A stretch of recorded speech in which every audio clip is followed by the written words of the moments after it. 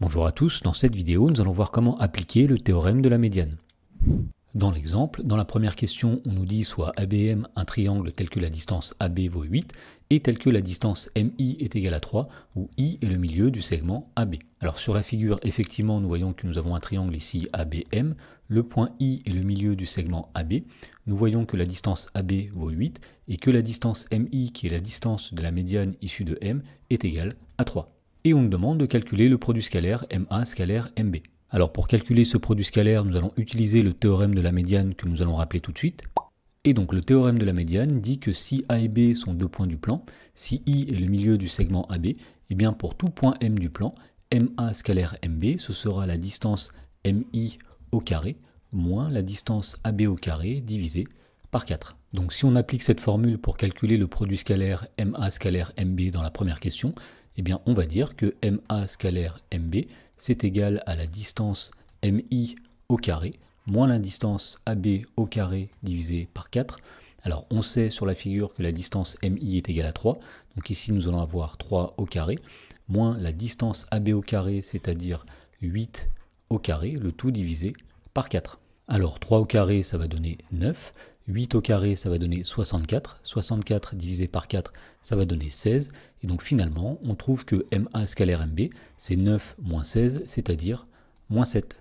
Dans la question numéro 2, on nous dit soit A et B deux points du plan tels que la distance AB est égale à 6, et on nous demande de déterminer l'ensemble des points M du plan tels que le produit scalaire MA scalaire MB est égal à 7. Alors pour déterminer cet ensemble de points, nous allons utiliser le théorème de la médiane, et donc pour cela on va commencer par introduire un point, on va dire soit I, le milieu du segment AB. Et bien d'après le théorème de la médiane, on sait que MA scalaire MB sera égal à la distance MI au carré moins la distance AB au carré divisé par 4. Alors ici nous savons que MA scalaire MB est égal à 7, donc 7 sera égal à la distance MI au carré moins la distance AB au carré divisé par 4, et on sait ici que la distance AB vaut 6, autrement dit nous allons avoir ici moins 6 au carré divisé par 4. Alors 6 au carré ça fait 36, divisé par 4 ça va donner 9, donc ici nous avons 7 qui est égal à MI carré moins 9, et en faisant passer le moins 9 de l'autre côté qui va devenir plus 9, on trouve que MI au carré c'est 7 plus 9, c'est-à-dire 16.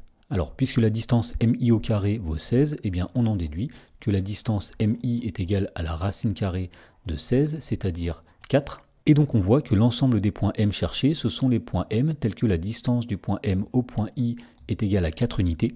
Autrement dit, l'ensemble cherché, c'est-à-dire l'ensemble des points M tels que MA scalaire MB est égal à 7, eh bien c'est un cercle, c'est le cercle de centre le point I et de rayon 4. Dans la question numéro 3, on nous dit qu'on considère le triangle ABC rectangle en A suivant. Le point I est le milieu du segment AB. Donc ici nous avons effectivement un triangle rectangle en A. Le point I est au milieu du segment AB. Nous voyons que le segment AB a pour longueur 4 et que le segment BC a pour longueur 10. Alors dans la question A, on nous demande de calculer le produit scalaire CA scalaire CB. Alors le vecteur CA est situé ici, le vecteur CB est situé ici. Et pour calculer ce produit scalaire, nous allons utiliser la définition du produit scalaire qui fait intervenir la notion de projeté orthogonal. Donc ce que nous allons faire ici, c'est que nous allons faire le projeté orthogonal du point B sur la droite CA. Alors nous voyons que le projeté orthogonal du point B sur la droite CA, c'est le point A. Et donc la formule du produit scalaire avec le projeté orthogonal dit que CA scalaire CB, c'est la distance CA fois la distance du point C au projeté orthogonal du point B sur la droite CA, c'est-à-dire la distance CA. Et donc on trouve ici que le produit scalaire CA scalaire CB, c'est CA fois CA, c'est-à-dire CA au carré. Donc il nous reste à calculer la distance CA au carré, et pour faire ceci, nous allons nous placer dans le triangle rectangle ABC et appliquer le théorème de Pythagore. Alors le théorème de Pythagore dit que l'hypoténuse au carré, c'est-à-dire BC au carré, sera égale à la distance BA au carré, plus la distance CA au carré. Alors ici on sait que BC vaut 10, donc on obtient ici 10 au carré, qui est égal à la distance BA au carré, c'est-à-dire 4 au carré, plus la distance CA au carré. Alors 10 au carré, ça va donner 100, 4 au carré, ça va donner 16. On fait passer le 16 de l'autre côté qui devient moins 16. 100 moins 16, on obtient 84. Et donc on trouve que CA au carré est égal à 84. Et donc finalement, le produit scalaire CA scalaire CB est égal à 84. Dans la question B, on nous demande d'en déduire la longueur CI, c'est-à-dire la longueur de la médiane issue de C dans le triangle ABC. Et donc pour faire ceci, nous allons appliquer le théorème de la médiane. Alors nous allons dire ici que le vecteur CA scalaire le vecteur CB, c'est-à-dire CA scalaire CB, est égal à la distance CI au carré moins la distance AB au carré divisé par 4. Alors on connaît CA scalaire CB d'après la question précédente, c'est 84. Donc 84 est égal à la distance CI au carré moins AB au carré. On sait que la distance AB vaut 4, c'est-à-dire moins 4 au carré, le tout divisé par 4.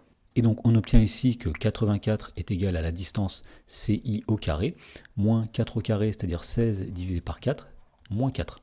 Et donc en faisant passer le moins 4 de l'autre côté qui va devenir plus 4, on en déduit que la distance CI au carré est égale à 84 plus 4, c'est-à-dire 88. Et donc finalement la distance CI est égale à la racine carrée de 88.